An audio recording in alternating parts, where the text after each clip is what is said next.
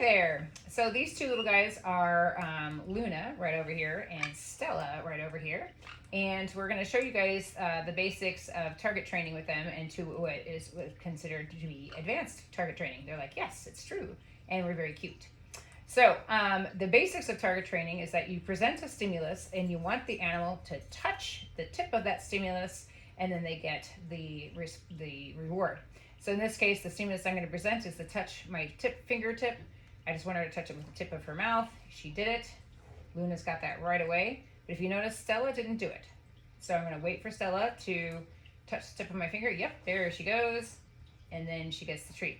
Now, obviously, a finger can be something that can be bitten by parrots' beaks. So a lot of people like to use different kinds of targets.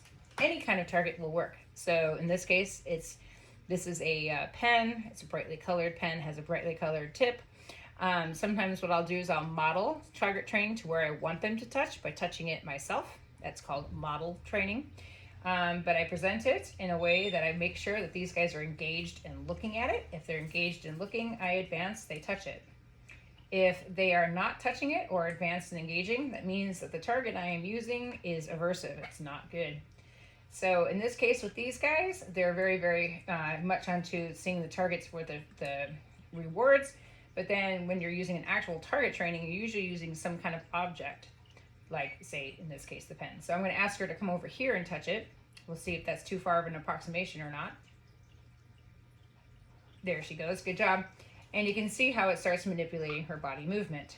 Now, myself, I prefer using my own finger to have animals touch that because I can work my own finger a lot easier than having all these objects in my hands and occupying my hand time.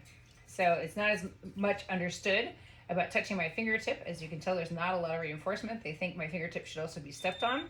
So that's the other reason why using an independent target stick is a little bit easier to use than say using your finger, because these guys think, well, do I have to step up on it? Do I have to touch it? Is it going to touch me? There's all these questions. So that's why a lot of people use target sticks.